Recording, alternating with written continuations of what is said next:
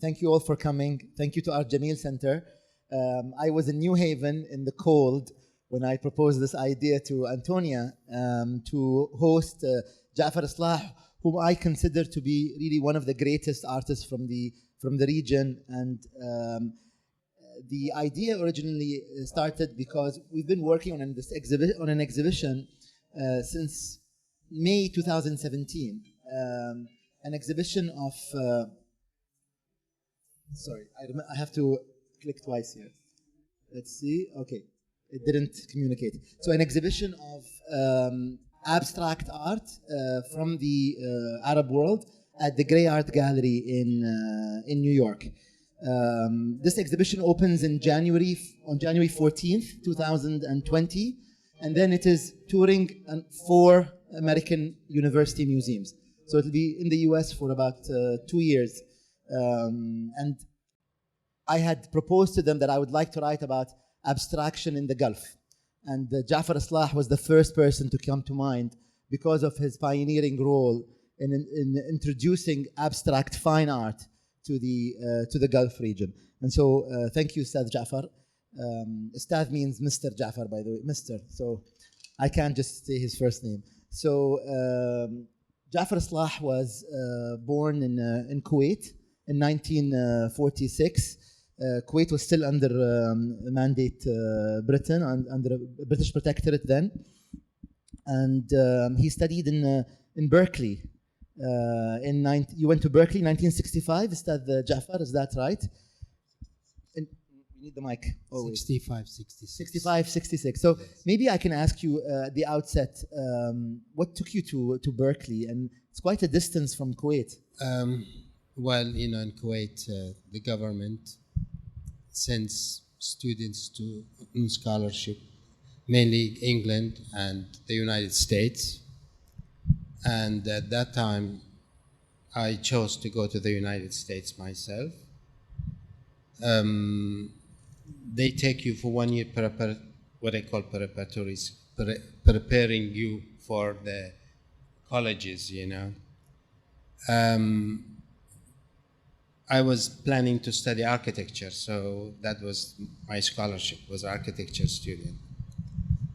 When I arrived there, they chose for me a school in Detroit.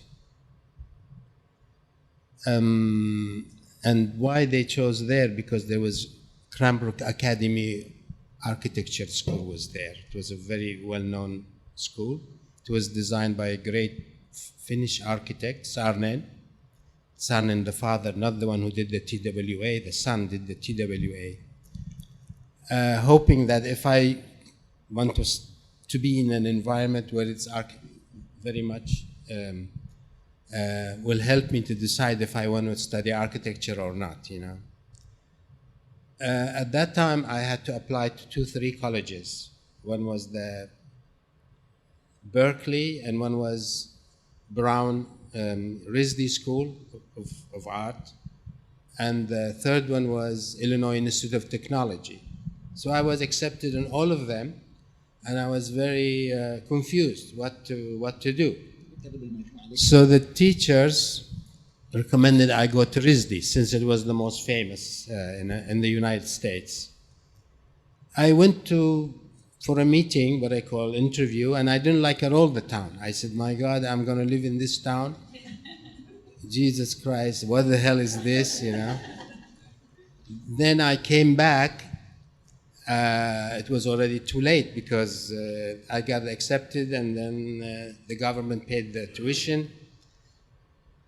Summer came. I had to do summer school. So I said, I go to Berkeley.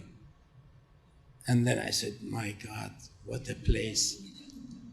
I could not really believe that I will go to RISD after this, this trip to Berkeley. And I was 20 years old, and California, my God, what to do now? Anyway, in the end, I told them I'm not going to RISD. And they said, no, Berkeley also is a good school, so we allow you to stay there, Okay. But of course, my school told me, no, don't go to Berkeley because all troublemakers, they are making you know, all the hippies. It was the time, you know. But it was really a very rich environment to go to architecture school. They had a very good architecture school at that time. So, yes, there is a 1 second. Oh, there we go. So, we're going to start talking about the works that you created while you were in Berkeley. So, the next 3 or 4 works that we'll be showing are works that you created while you were a student.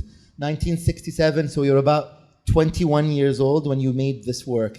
It's an acrylic on canvas. It's quite a large work. It's 125 centimeters tall. Can you tell me about the medium, and can you tell me about the reasoning for creating such an abstract work? In the school, they don't want you to hide your mistakes. So when you do acrylic, you cannot clean it away. It is there.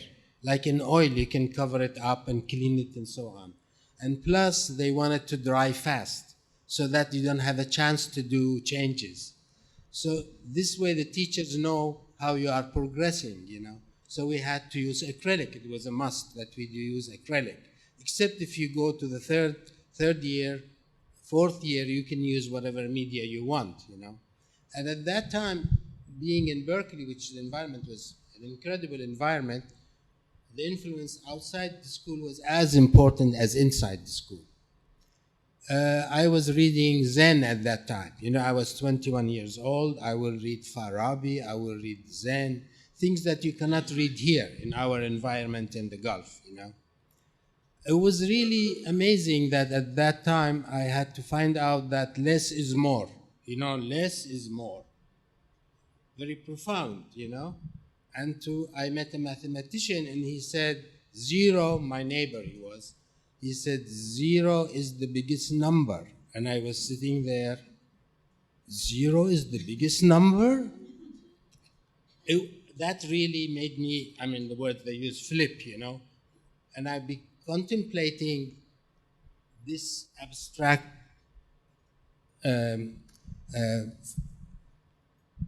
concept, mathematics, because this mathematician talking about how the universe is all is abstract. That's why the subject is very interesting, and I had to contemplate why the 0 is the biggest number. He said, because from the 0, all numbers are born. When there is 0, you can go all the way to infinity. And the universe started from 0. That's the beginning of the universe, The beginning of the universe, there was nothing actually. Then so imagine I'm 21 years old and I'm thinking about the universe started from 0, I have a photo from that time, Ustad Jaffar. I notice when I hold the mic to my mouth, it's much clearer. Okay. So I have actually a photo from that time. By the way, this is the first time I give an interview. I never done that before in my life,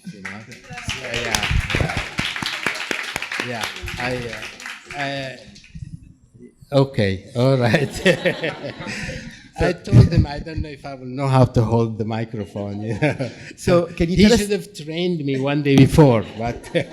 So can you tell us a little bit about this work, where you were, what's this work, what's up with the hair? Yes, at that time I was an architecture student, and I started to let my hair grow. The environment really helped because I was also saving money actually because.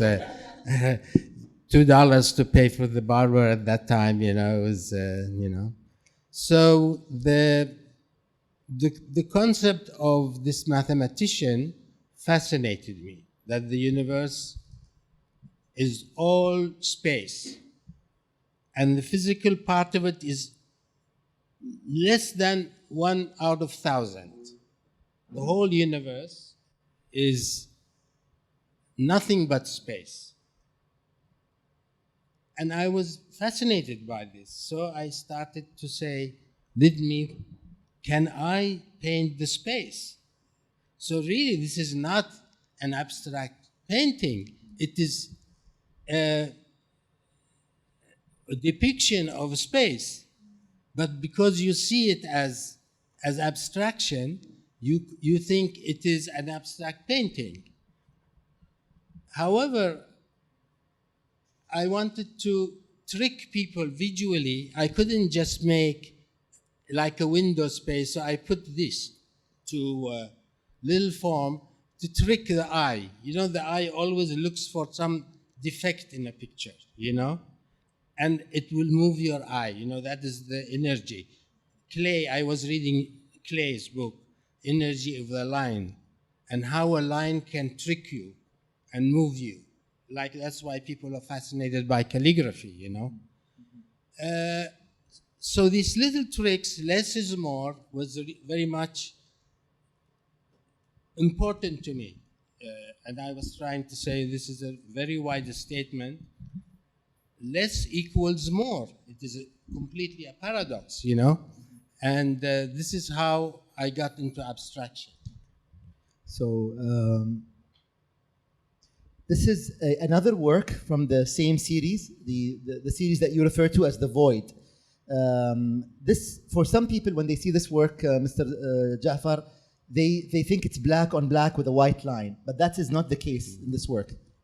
It is really, I used to work on the painting like this for a week, covering, maybe I have covered it 20 times, layers over layers over layers. And I came to a point that I forget myself.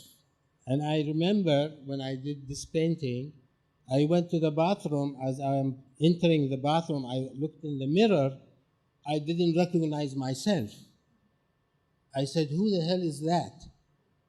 And I got scared. You know, I really got scared because getting involved with this, what I call empty space, just nothing, I became nothing myself. And that shocked me, really shocked me, and I was afraid to continue doing abstract painting. And it's really a true experience, I'm saying that. You know. And you eventually started moving away from pure abstraction. I started to ask myself, why do I paint? This question arose because when I used to ask people, why do you paint? They would say, I like it, you know. But that was not really a good answer for me, you know. Just you like it, we like to do everything, you know. Ustad Jaffar, when you look at this work, I'm not sure if this is visible for people in the back, but there is a white sort of rectangle, and towards the bottom end of the rectangle, there is a little defection. Is that a sexual? Yes, it's really because what I call the form, we are very much attracted to the form of a woman's. So organic form, it always goes to sexual connotation, you know. I don't want to go further than that, you know, in this meeting. But I just want to clarify that this is a sexual, because I get asked that question a lot when I talk about the work. Because I'm 21 years old at that time, you know. Okay, so now going to this work, why are we looking at a carpet here? Well, you know, there is a false impression in the books of art that abstract art started in the West. The fact is, it's not true because abstraction has existed since a long time, hundreds of years. And the proof is that this piece is 250 years old kilim from the Yunju tribe in Turkey. And when you look at it, it's a really a superb abstract work for tribal people to do this 250 years ago. While abstraction entered the museums in the West in the beginning of the 20th century. This is only to let you know that abstraction existed far long before the Western museums accepted it. We're looking at another set of carpets. This is another one. This is almost 200 years old, you know, also from the same place. And this one, which you could see, this is almost 120 years, pure abstraction forms that tribal people express themselves. It has a lot of power in it. more powerful than a lot of abstract paintings we see in the museums. This is another example to show you that empty space existed even at that time. This is 150 years old Yunchu also, Yunchu tribe. Over here with this work, this is about 1968. Yes. So you're 22 years old here. You introduce colors onto this gray. I tried to put a form on the space, the dark space. So I am bringing my element to say the color is more important than the space. That was the beginning of moving away from what I call void, the void, you know. So I actually put this image now. That's, and also the influence here is from clay. I saw portrait by clay, beautiful portrait by clay, very abstract with the eyes. So these two movements of an eye, you could see that what they call people who look, what do you say, cross-eyed. Yes, this is a cross-eyed in order to bring your attention to the picture. So this is a picture that Mr. Jaffar hasn't seen before. This is a work by Lebanese artist Walid Raad, an exhibition that he held in Italy, in Rome last year at Fondazione Volume, in which he used a number of works from collections in the Middle East, starting with the Lebanon National Collection of Lebanon, and then going towards the Barjeel collection. And one of the works here is the work you just talked about, where he, what is the word, inflated the size and put it in this historic building in Italy. And there's an Italy connection as well that we'll talk about in a minute. Going next, this is a work, I mean here, this is a work called Patron Romantica. It's, oh yes, oh, good point. Going back one step back. Actually, Ustadh Jaffar brought a couple of works with him from Kuwait. One behind us is called Light in the Dark, and it is the last work that you created from this series in 1971. And can you tell us the story, because it looks a bit similar to the other works, however there's a story behind it. After that experience with the abstraction, I stopped painting for 1 year. I decided I want to become a city planner. So I went to Denmark. They gave me a scholarship. The government of Kuwait gave me a scholarship, and I went to Copenhagen Royal Academy. And at that place, I started to contemplate what I want to do with my life. I was 24, I think, at that time.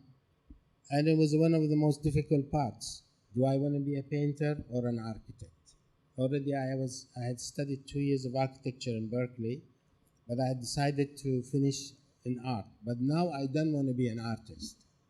If abstract art is going to make me crazy, why should I go in that? Because I followed a lot of artists' lives. It was quite a bit of them very miserable life.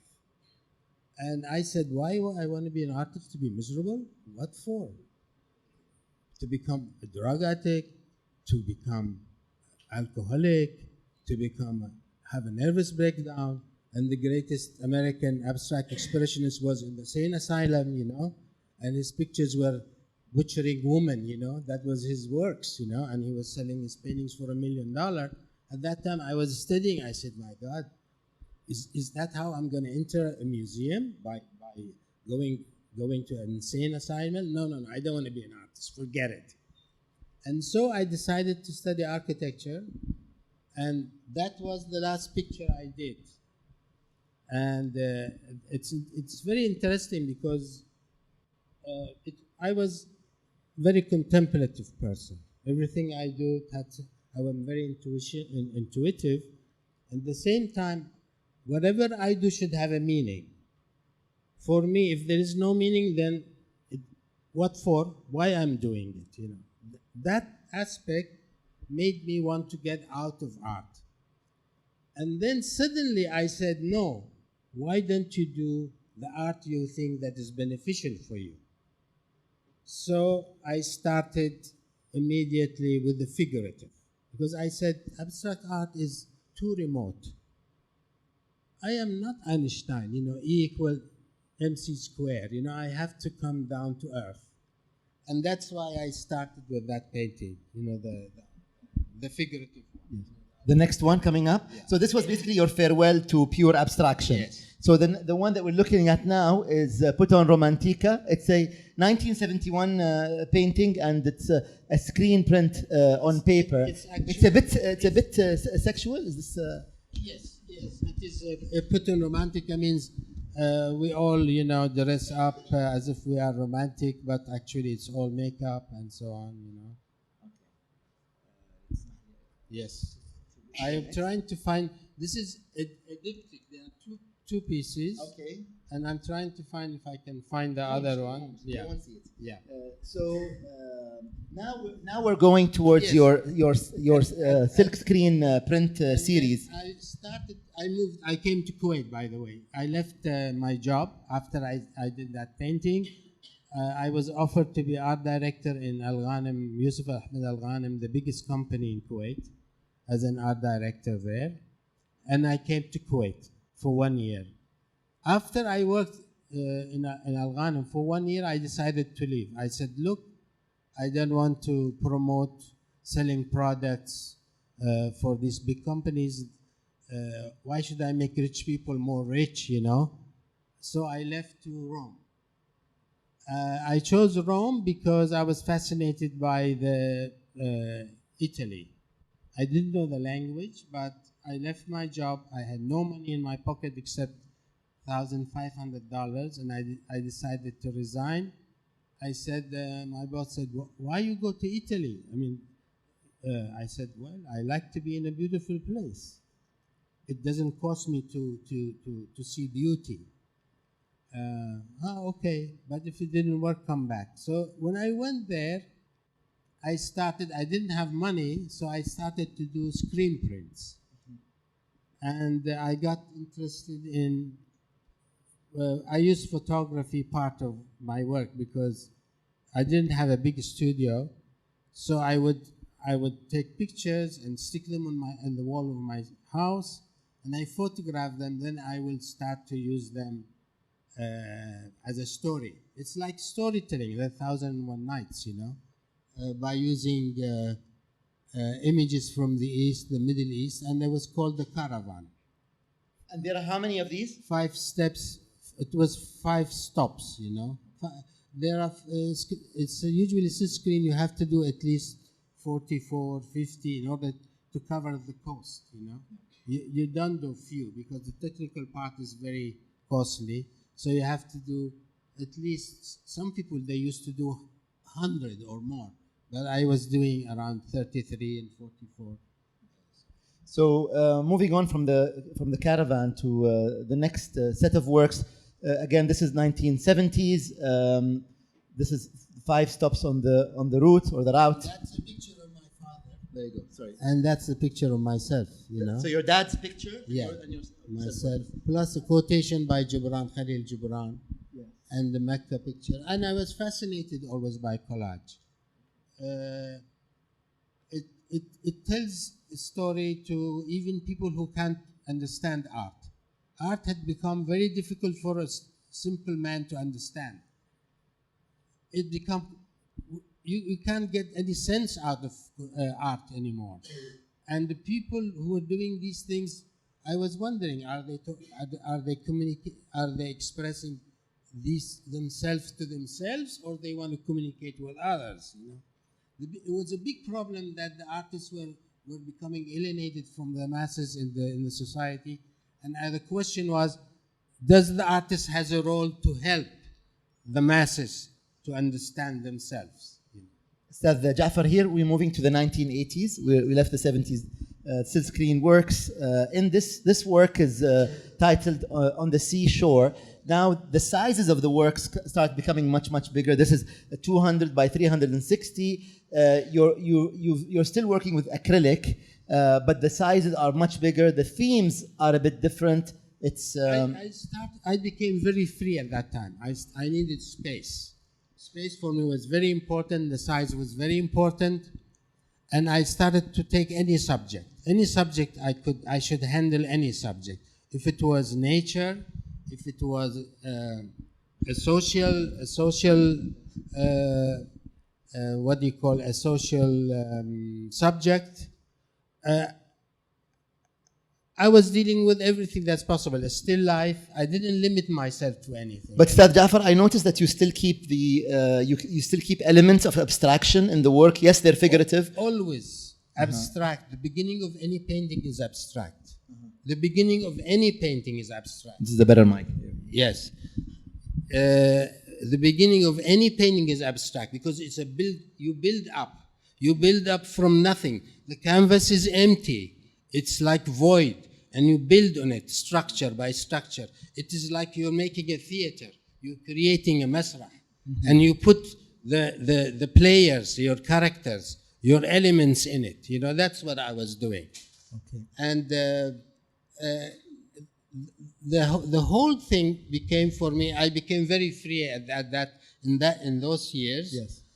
That I could even depict pictures of war, which I usually don't like to do. Yes. Yes. So I did paintings of the the invasion of Kuwait, and this is August 2. It's titled August 2, and I put there the cross, and the government wanted to make a stamp out of that. And he said, no, please don't put the cross. Take the cross out. I said, no, the cross is important because they helped us okay, but don't show it too much. Cover a little bit the top, you know. Yeah. So I did the stamp, and I brought a gift here for the center with me, the stamp. Yeah. So you will see, yeah. Okay. So again, there's a series of works about the Gulf War, which is obviously an important period for yourself on a personal level, but also you were asked and commissioned by the government to create artworks as well as stamps. This work is called Blood, Fire, Terror, and Tears, 1991. You see the flag of Kuwait. You see some fire and tanks. We also see the doves of peace, sort of one of them being hurt. So it's very expressive. It is a work. Is it commissioned work or is it work that you created? No, I just made it, and the government used it as a poster. They used it on the poster. Yeah. This is 1991. Yeah. And again, this work is called Desert Storm. So we're moving from invasion towards the war of liberation in 1991. That also became a stamp. Issued as a stamp. Again, we see soldiers, we see tanks. I'm not sure if you guys in the back can make it out. Definitely a painting about war. Where did you paint this?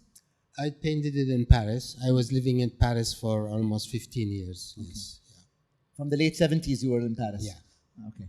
So this work is titled Liberation. It's 1991. Again, even though they're figurative works, the figures themselves are very abstracted. You have the depiction of women sort of holding flags of countries that participated in the liberation. I think approaching a soldier.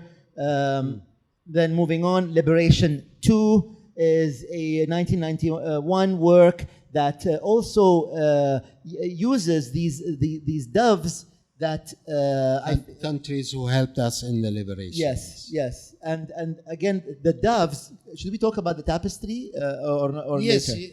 I made there was a piece of sculpture that was given a gift by one of the companies in Kuwait for a National Day, and I made this. This was actually I think you have it. This was the stamp also that was made of all the countries that helped liberate Kuwait. Yeah. It's a 1 dinar stamp. And it's titled Kuwait Thanks the World. Yeah. Yeah. And that was given, actually, we made 125 print out of that on paper. The tapestry? Yes. Yeah. The Minister of Foreign Affairs asked to make it and give it gift to the ambassadors of the United Nations. Mm-hmm. Another one. And this is the stamps of all the countries. Okay. So this is another work that was created around 1991. That's right. The same occasion. That means all nations. I put the women especially because a lot of women were affected in the war. Mostly women get affected and their children in the wars, you know. And that black smoke and then so on. So here we're going towards some of your public artworks. Yes. So we see... This is the first version of that. It was made in 1985. Yeah. And this was It's donated... about 2 tons, 3 tons. It's donated by Kuwait Public Warehousing Company. I don't know why this thing is skipping. Yeah, but I'm not touching anything. that piece was given a gift from Kuwait in 92 to Expo 92 in Spain. And the government said, make a work that could represent our gratitude to the world. And I'm using here, this is a 20-ton one-piece marble. It was very difficult to move to Spain, and all the stones are semi-precious stone, lapis and agate and so on, you know. The piece is still there in the Museum of Andalusia in Sevilla, in Seville. Where are the ceramics from? The ceramics that you used in these works? This one? Yes. This I did in Italy. There was a competition between Arab artists in Kuwait, and the judge was Abdulatif Al-Hamad at that time. Who was the chairman of the Arab Fund yes. building. Yeah. And this was a hole in the ground in the minister's complex. They didn't know what to do with the hole. It was for ventilation. It was a ventilation hole. So the architects, when they have a problem, they give it to the artist to solve, you know. And then the competition was people from Iraq and from Egypt and from Tunis and from Kuwait. It was an open competition, and the jury chose my work, and it's a fountain, Sabil. But unfortunately now they tore it down. Oh. They spent $1 million on it, and they came and asked me, can you move it? I said, well, you have to bring the UNESCO to do that, you know. I don't think it's possible, you know. And this is a public artwork? This is another piece that the people vandalized it, and they broke it also. So now it's all in pieces. Both these pieces don't exist anymore. Okay. So moving towards this work, this was a proposal called Kuwait Monument, 1991. Yeah. Has this been realized? No, the Kuwait wanted to do a monument for the martyrs of Kuwait. There was a big problem. They said usually in architecture or design you have to have the location. Your design should fit the location. They didn't give us a location. They said you choose whatever you want. I said, but that's not possible. How could I make a suit for somebody I don't know how big he is, you know? And I have to know also, is it for a wedding? Is it for a casual occasion? I have to know. No, you do what you want. I said, but what if I choose a place, then you refuse to give it to me, you know? So I didn't enter the competition. I only made this to give them awareness. I said, look, you can do something like that, but you will need a big space, a very big space. But they never did any that monument anyway. They just didn't want to. This is another work, but this was realized, I believe. Yeah, this was done. It's teak wood. It's like 5 meter high. It's completely different. This is a gift I made for people. It's a little bronze, you know, bronze piece. It's called Samarkand tree. I'm a collector of textiles, so I loved very much the Samarkand pieces, and that was inspired. And this is Safat Monument? This was another competition in the middle of Safat Square, which I participated in, but it was never done. You know, it was never. They only did I made the wall plus this together, but they only chose the wall in that place. So, as part of this conversation with Jaffar, I wanted to just highlight some of the abstract artists or artists who created abstract works in the Gulf in the 1950s and 60s, and amongst them is Khalifa Al-Qattan, or was Khalifa Al-Qattan, who was one of the most prominent artists, I think, in Kuwait at that time. He became the most famous. Kuwait at that time was became an independent country, so they needed an image. So they used the Qattan to become the government's choice. I was at that time in the high school, and I remember, of course, Qattan was influenced by the title Cubism, which was Picasso initiated it. Cubism was was chosen that name because of time and space, because of Einstein's E equals mc square became a very famous, and Cubism came out of that time. Still, people don't know what is Cubism. Because it's building cube. It's nothing to do with cube. It is space and time. So Picasso was the one, he put the face this way, he put the face this way. It tells you that there is not the perspective, one side view. And when you put two side view or three side view, you are putting time in it, involvement of time, like in a film. So, and most people think it is about three-dimensional cube. It was not that.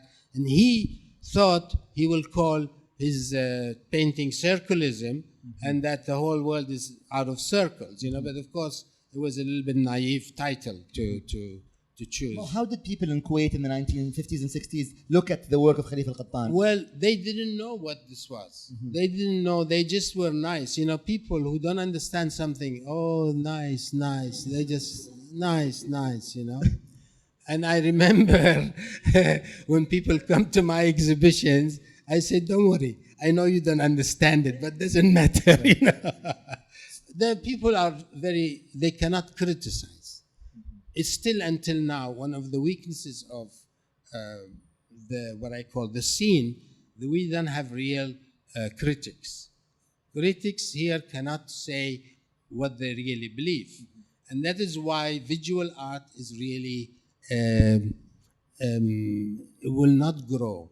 It will not grow among what I call people, because it is aib, to criticize, So I'll just take you briefly and read to you. This is a 1958 work by Khalifa Al-Qattan, composition. This is a 1962 work. Again, circulism is the movement that he had founded. And this is the Rooster from 1959 by Khalifa Al-Qattan.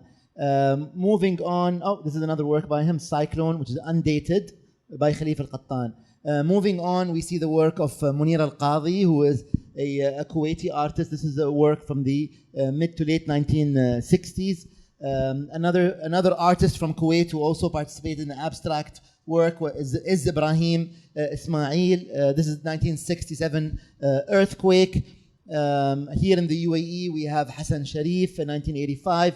Black and white, as well as Najat Makki, another mid-1980s work, as well as Jassim Zaini from Qatar, who in the 1960s, having studied in Iraq, was very much influenced by the art movement there. Muhammad Salim from Saudi Arabia, 1970s, a very important artist, as well as Munir Al-Mosali, as also from Saudi, lives in Bahrain, another 1970 work. So I just wanted to show you guys that there was a movement.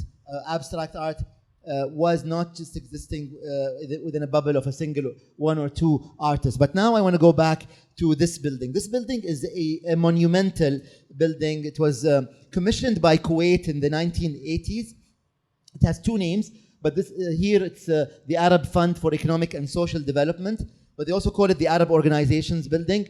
It houses a number of funds. Kuwait, of course, is one of the most generous countries in the world, having spent over 0.8% of its GDP on aid, and much of that aid goes to the Arab world.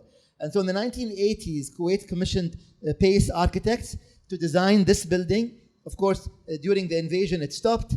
After the invasion, the building was completed, and the gentleman that Ustad Jaffar referred to, Abdul Latif Al-Hamad, has since been the chairman of the building. So this is from the early 1990s.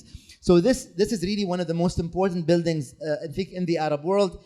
They have an important collection of art from the region, over 150 artworks that they own. 900. 900. I think 150 are on display or something. No, 900. All throughout. I counted them. Yes. You counted them. That's well. We have a record of the numbers. I had to go and check the titles. You know? So they have over 900 buildings, 900 artworks, of which I think the largest are works by Ustad Jaffar. So we're going to go into the building now and see what it looks like from inside. This is the interior of the conference hall. It's absolutely massive. I very much recommend that if you go to Kuwait, this is your most important stop in Kuwait, is to see this building from the inside. It's a masterpiece of architecture and art. And they had commissioned artists from across the Arab world. Is that right?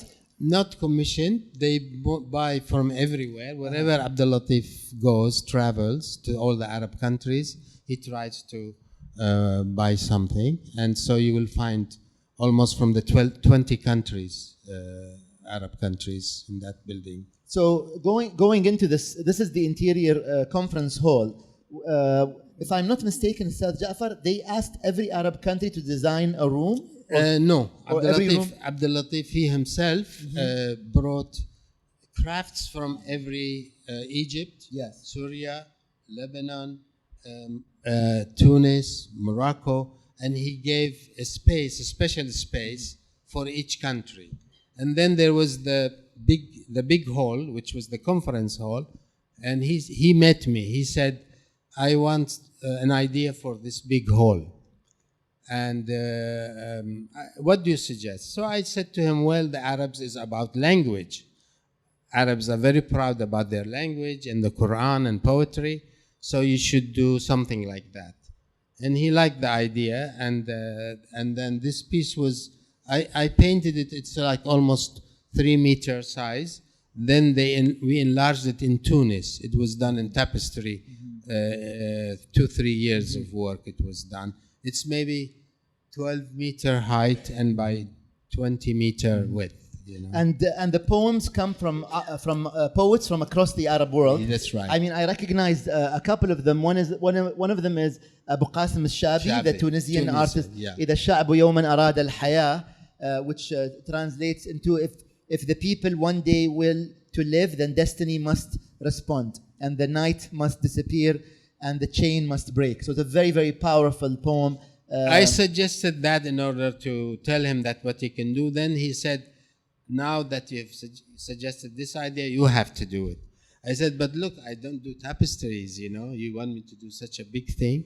He said, no, don't worry. Make it in your size, and then we will enlarge it, and you supervise the making. So I had to go to Tunis for a couple of years. I had to go just to make sure that everything was done properly.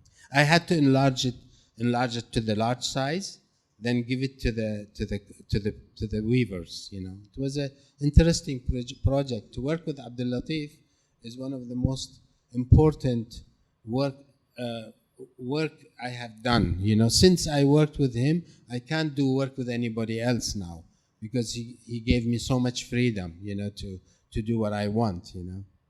So going on to the next work, I just wanted you to take a look at this work once again. Again, this work, I wish I had a better resolution for you, but this is another massive artwork. I believe it's 3 meters high, Ustad Jaffar. Yes, 3 meter by 12 or 15 meters. 3 by 15. And this work is the Arab civilizations. Yes, I chose architecture as a way to describe to tell the story of the Arab countries. You know, some places there is an art, some places there is a minaret, some places there is a motive. So I used all the motives that exist in different parts of the Arab world as a way to refer that this place belongs to all the Arab countries. Can you tell us some of the buildings here that I'm not sure if you guys can see, but tell us some of the buildings that appear in this tapestry. Yes, of course. There is mainly there is the Kaaba in one place. Mm-hmm. There is the Bayt al-Maqdis in one place. There is some Yemeni houses in one place. There is the Samarra The minaret in Minar Iraq. in Iraq. Yeah. So I just, having this architecture background, I was fascinated to put symbols.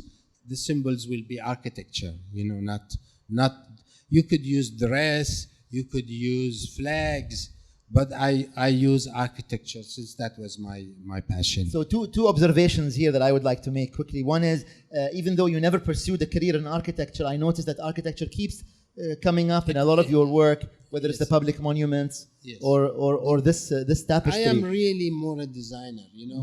When you were introducing me as a painter, no, I'm really, I don't know if I'm an artist. They should call me an artist, really.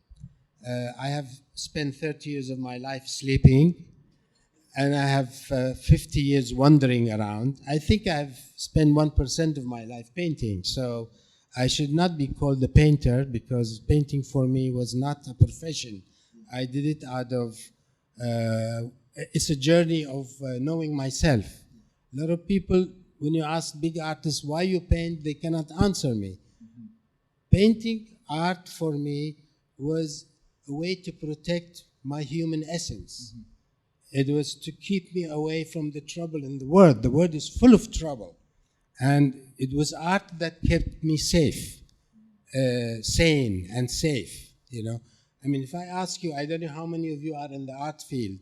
How many are? Most of them are in the art field. Can you raise your hand? Hands up if you're interested. Yeah, I just want to be, art. I'm curious because I will ask you one question for curiosity, since you came for an abstract interview. What is the most abstract thing in this room? The thobe.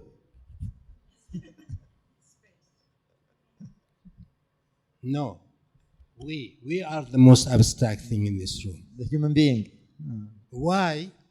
You see, this is the funny part. Look how much we are looking outside of ourselves to understand abstraction. We have the mind and we have the heart. What does the mind do? Makes ideas, makes thoughts, makes what else? What does the mind do? Good things and bad things. What does the heart do?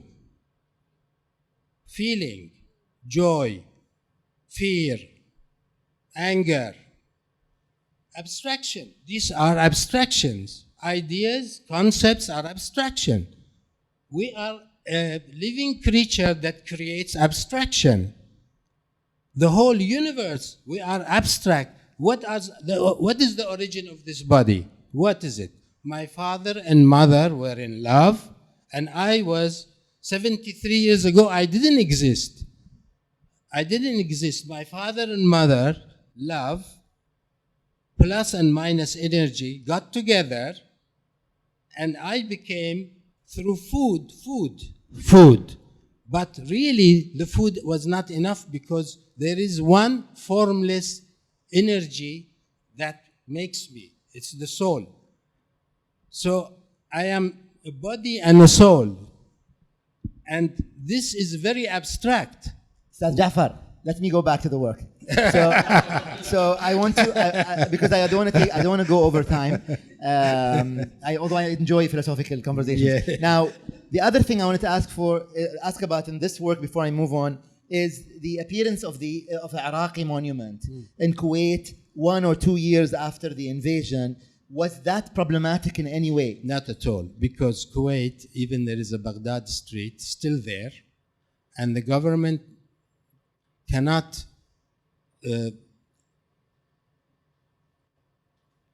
say Iraq doesn't exist because Saddam was a tyrant. He was not elected. He took power by force. So he's a dictator, but that's, you cannot blame the Iraqi people. He ruined the Iraqi people.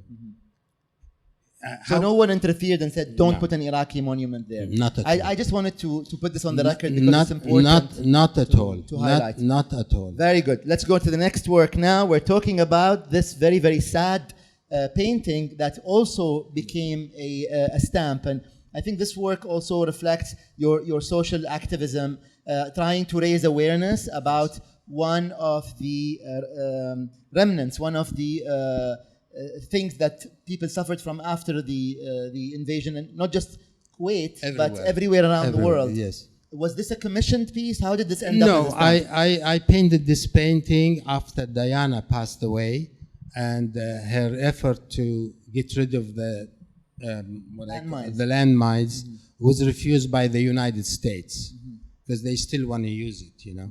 So I went to the undersecretary of the post and I said, look, the 2nd of August date is coming, and you should do something to remind people in the world that mines should be stopped. So I made this title called Damn Landmines, and they made a stamp out of it, you know. So going to the next work, this is also a bit of a risque artwork, Ustadh Jaffar. It depicts a number of men who are almost, they look like they're celebrating. And is that a lady that's on the ground? Actually, because I was very much the way things were going in our region, fanaticism, religious fanaticism was spreading everywhere, and I was really very disturbed by it. So I made this as a statement that look what's happening. And this painting was, nobody wanted to exhibit it, but one gallery accepted to exhibit it. And then a banker bought it and put it in a bank. And everybody came there and they were shocked by it because they said, how do you hang a painting like this, a regime, you know? And there was a lot of people. Regime is stoning. Stoning. So this lady was killed by well, stoning. it was symbolic that all of us, all the pure people are being stoned. I wish it was only the women. Everybody was stoned, you know. That's okay. So going next, once again. Here is symbolic. You know, sometimes I use symbolism.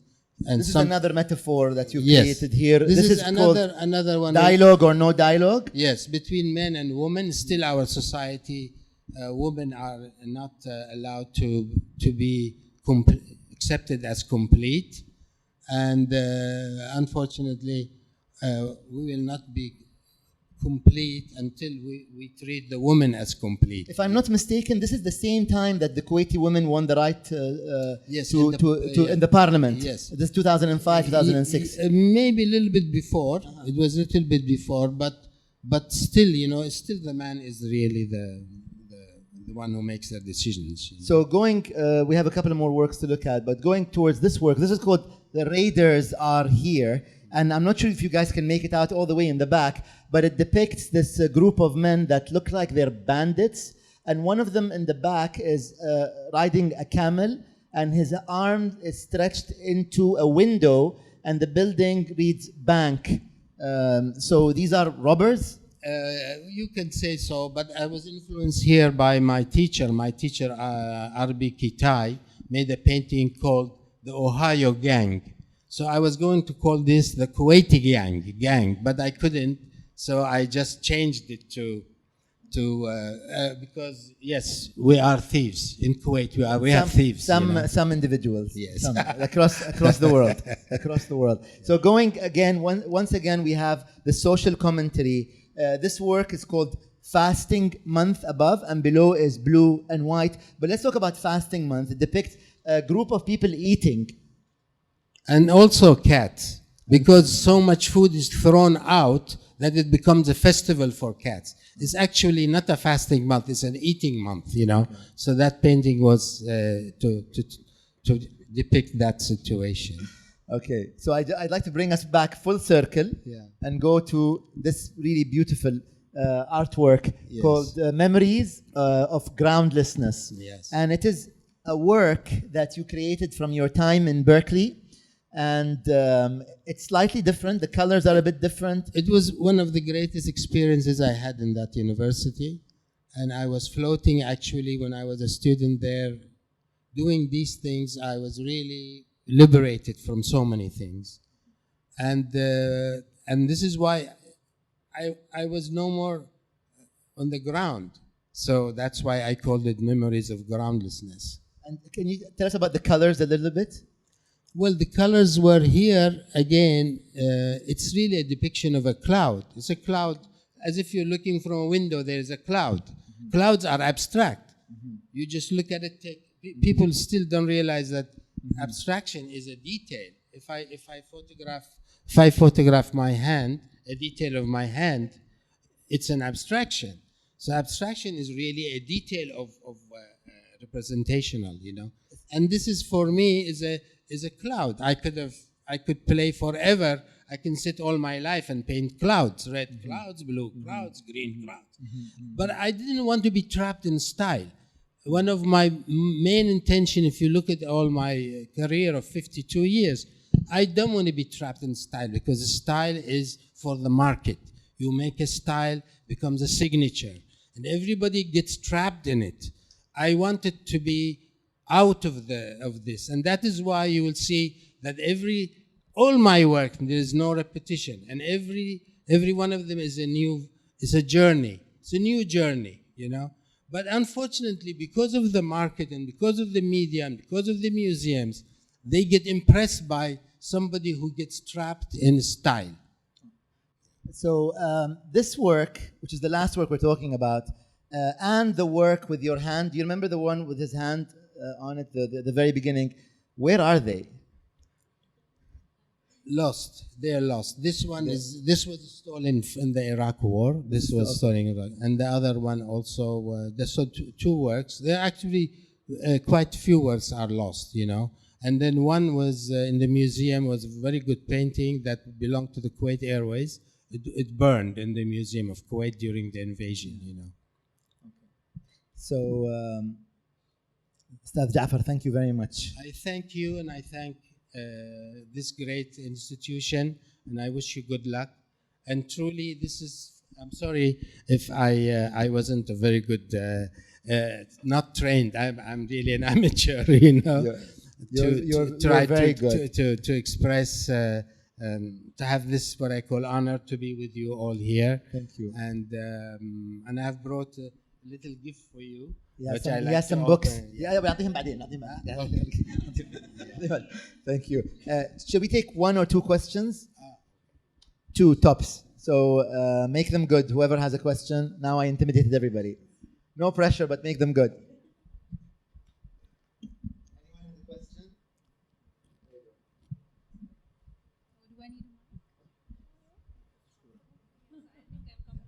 Sure, okay.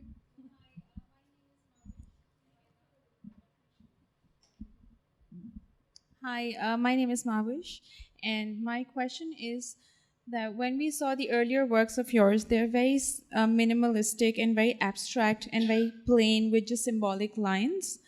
But the later works are very self-explanatory, like you're using figures, human figures. So what was the transition, like from a very simple to... For me, everything is abstract. For me, the whole universe is abstract. For me, you are abstract. So it doesn't exist. I have unified. When I said less is more, the two opposition, you know, figurative and abstract are one and the same. By the way, abstract is not a scientific title. It is just a category. In art, it's a category to differentiate between this and that. People are taking it as a scientific name. I am called Jaffar, but I could be called anything else. This is only, but I'm really not Jaffar. I am a human being. That is where the problem is. Yes. I am not Jaffar. I am a human being. Same with abstract. Figurative. A figurative painting is abstract, you know. But because of, for differentiation, they title it or they give it that, what I call, the label. So don't take that as a scientific name for abstract art. Yeah, which reminds me... Marhaba, Min al-Arabi. Thank you so much. You're brilliant. If only all conversations were like this. So thank you. I have two questions for you. My first is, you've used different forms. What's your favorite? What's your favorite material to work with? And my second question is, looking back at the photo of yourself in Berkeley, what do you know now, with all the work that you've done, that you wish you could have told yourself then? Well, you know, this is, I am still Jaffar, you know. Nothing has changed. I still have the good side and the bad side, and I'm working on myself. It's just, it's infinite journey in life. This life is very precious. Make meaning out of it. When I was doing that, I was very free, but I am much more free now that I can tell you everything. I'm not afraid from anything, you know. I'm afraid of fear itself, you know. You have to appreciate this great birth. There is nothing greater than being born as a human being. And the highest, there is to be human, it's the highest thing. You are not a mouse. You are not, you can create heaven and hell in your life. It's up to you. You are free with your mind to do that. And I worked very hard on myself for 50 years through art, through beauty. Beauty was my niche because beauty is God. Jameel means Allahu Jameel. You people have to understand beauty is God. Beauty is not just a word. When you, every one of us want to be more, you want to be a millionaire or to be beautiful? I will ask every one of you. Everybody wants to be beautiful more than to be a millionaire, you know, because beauty is, it's a sublime state of existence. And when I was in Berkeley, I was saying, why do artists end up in insane asylums, you know? There's something wrong because they are doing sad things. You are sitting and painting your sadness, crying. I remember I met a very famous artist in Paris. He was selling very, he invited me. I asked him, look, you've been painting for 20 years gray pictures, black gray pictures, sad. Why you do that? Haven't you finished crying? He said, no, I love it. I said, what, you have turned to a masochist? Have you become a masochist? He said, yes, I have. And on that light note,